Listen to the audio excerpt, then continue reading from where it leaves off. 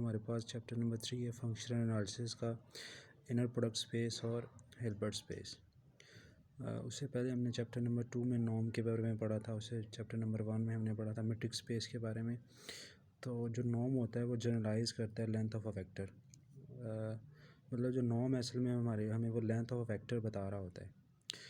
अगर हम vector space की बात करेंगे तो हमें दो चीज़ों का पता होना चाहिए, जिसमें कि अगर हम वेक्टर्स को ऐड भी कर सकते हैं और वेक्टर्स को मल्टीप्लाई बाय स्केलर। जब हम बात करेंगे नॉर्म स्पेस की तो इसमें मतलब ये है कि हम जो हम बात कर रहे हैं वो लेंथ ऑफ अ वेक्टर की बात कर रहे हैं। लेकिन नॉर्म स्पेस में लेंथ ऑफ वेक्टर है, लेकिन इसमें कुछ चीज़ें मिसिंग हैं, जिस तरह डॉट प्रोडक्ट है, ऑर्थोगोनैलिटी है। डॉट प्रोडक्ट का सिंपल ये है कि अगर आपके पास ये दो वेक्टर हैं तो डॉट प्रोडक्ट करेंगे तो इनके जो एलिमेंट्स हैं उनके आपस में मल्टीप्लाई हो जाएगी, सिंपल।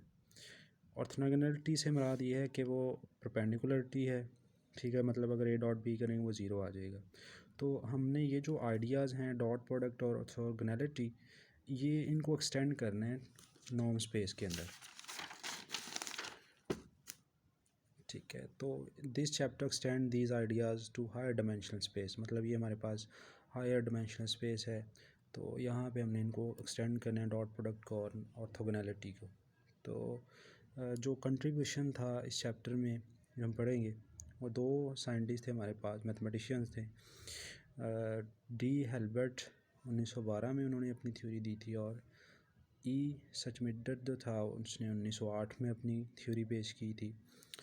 अब यहाँ पे जो रिमार्क लिखा हुआ ये है कि हमने नॉर्म स्पेस पढ़ा था वो था एक्स से आर के अंदर, मीट्रिक स्पेस पढ़ा था वो एक्स क्रॉस एक्स से आर के अंदर था। लेकिन इनर प्रोडक्ट स्पेस जो हम पढ़ेंगे अब, ये होगा एक्स क्रॉस एक्स से किसी फील्ड के अंदर, के जहाँ पे है फील्ड हम यहाँ पे कोई रियल नंबर ले रहे हैं या कोई कॉम्प्लेक्स नंबर ले रहे हैं। अगर हम इनर प्रोडक्ट की डेफिनेशन पढ़ें तो वो कह रहा है कि एक्स आपके पास कोई वेक्टर स्पेस है ओवर अ फील्ड। हमें पता है जो वेक्टर स्पेस होता है वो एक फील्ड के ऊपर डिफाइन होता है।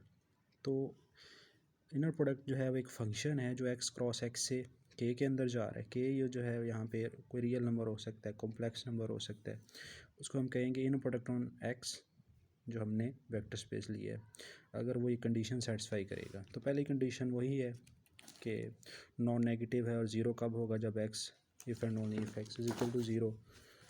इसी तरह ये दूसरी प्रॉपर्टी है कि एक्स अगर इनर प्रोडक्ट है एक्स वाई, अगर मैं इसको चेंज करूँगा तो यहाँ पे इसका कॉन्जुगेट आ जाएगा। अगर आपके पास फील्ड जो है वो कॉम्प्लेक्स नंबर होगा, अगर आपके पास रियल है तो वो सिंपल इसी तरह आ जाएगा। उसके बाद तीसरी प्रॉपर्टी इस तरह है कि अगर आपने अल्फ़ा पहली पोजीशन पे, इसको बाहर निकाल सकते हैं, इस तरह आ जाएगा आपके पास। और चौथी प्रॉपर्टी है कि अगर एक्स प्लस वाई और जी का इनर प्रोडक्ट है तो एक्स जी से हो जाएगा प्लस वाई जी से हो जाएगा, ठीक है। तो ये चार प्रॉपर्टी हैं इनर प्रोडक्ट की। अब इनर प्रोडक्ट स्पेस क्या होती है, उसकी डेफिनेशन ये है कि जो हमने वेक्टर स्पेस लिया है, अगर उस पर एक इनर प्रोडक्ट डिफाइन हो गई है तो उसको हम कह देंगे इनर प्रोडक्ट स्पेस या प्री हिल्बर्ट स्पेस। कुछ ये भी रिमार्क्स लिखे हुए हैं, कुछ और प्रॉपर्टीज़ हैं इनर प्रोडक्ट स्पेस में। क्या होता है कि ये डिस्ट्रीब्यूट हो जाएगा, अल्फ़ा एक्स प्लस अल्फ़ा बाहर निकल जाएगा और यहाँ से बीटा इसके साथ हो जाएगा। अब अल्फ़ा अगर पहले तो हमने देखा था कि अल्फ़ा पहली पोजीशन पे था तो सिंपल बाहर आ गया। अब अल्फ़ा जो है वो दूसरी पोजीशन पे होगा तो जब बाहर आएगा तो इसका कॉन्जुगेट हो जाएगा। ये इंपॉर्टेंट बात याद रखने वाली बस। और बाकी वैसे ही प्रॉपर्टीज़ हैं। इनर प्रोडक्ट जो हम डिफ़ाइन कर रहे होते हैं, नॉर्म जो होती है इनर प्रोडक्ट पे, वो कुछ इस टाइप की होती है। और इसी तरह अगर मीट्रिक स्पेस की बात करें, जो मीट्रिक डिफ़ाइन होती है इनर प्रोडक्ट स्पेस में, वो इस तरह होती है। अब यहाँ पे ये जो लिखा हुआ है, इससे मुराद ये है कि जो इनर प्रोडक्ट है वो नॉर्म स्पेस के अंदर पड़ा होता है, नॉर्म स्पेस जो है मीट्रिक स्पेस के अंदर पड़ा होता है, टोपोलॉजिकल स्पेस, और जो मीट्रिक स्पेस है उसके अंदर टोपोलॉजिकल स्पेस पड़ा होता है। सॉरी, टोपोलॉजिकल स्पेस के अंदर मीट्रिक स्पेस पड़ा होता है। मतलब ये इसका ऑर्डर है। अगर मैं बात करूँगा कि इनर प्रोडक्ट जो है वो नॉर्म स्पेस होता ही होता है, लेकिन इन्वर्स नहीं होगा क्योंकि वो एक बड़ा सेट है, उसके अंदर एक छोटा है। तो हिल्बर्ट स्पेस क्या होगा कि अगर आपके पास इनर प्रोडक्ट स्पेस जो है वो कंप्लीट होगा या बनाक स्पेस होगा तो उसको हम कहेंगे हिल्बर्ट स्पेस। तो आर हिल्बर्ट स्पेस, आर बनाक स्पेस, क्योंकि वो कंप्लीट है, तो उसमें कोई ज़्यादा डिफ़िकल्टी वाली बात नहीं है। हम चार चीज़ें इसके अंदर पढ़ेंगे कि हिल्बर्ट स्पेस को हम तोड़ के दो चीज़ों में लिख सकते हैं, वाई और वाई का ऑर्थोगोनैलिटी, ठीक है। इस तरह ऑर्थोनॉर्मल सेट सीक्वेंस के बारे में देखेंगे, बाउंड्री लीनियर फंक्शन हिल्बर्ट पे डिफ़ाइन करेंगे, फिर लास्ट में हम देखेंगे हिल्बर्ट एडजॉइंट ऑपरेटर क्या होता है। अब जो इम्पोर्टेंट बात ये है, रिमार्क जो लिखा हुआ ये है कि जो आपके पास इनर प्रोडक्ट स्पेस होता है वो फर्स्ट फर्स्ट आर्गूमेंट में लीनियर होता है, सेकंड आर्गूमेंट में कॉन्जुगेट लीनियर होता है या सेमी लीनियर होता है। और अगर मैं दोनों को इकट्ठा करके लिखूँगा तो मैं कहूँगा कि ये 1/2 लीनियर या सिक्वी लीनियर आपके पास इनर प्रोडक्ट स्पेस है। मतलब ये प्रॉपर्टीज़ हैं। और ये किस तरह आती हैं?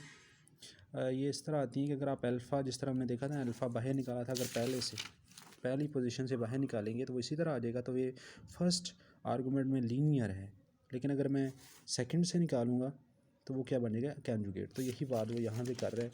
जो आपके पास इनर प्रोडक्ट स्पेस है वो फर्स्ट में लीनियर है, सेकंड में क्या है जी? सेमी लीनियर है। तो अगर मैं दोनों को कंबाइन करके कहूँगा तो वो 1/1 लीनियर या सिक्विलिनियर। ऑर्थोगोनैलिटी की वही है कि उनका इनर प्रोडक्ट स्पेस 0 होगा।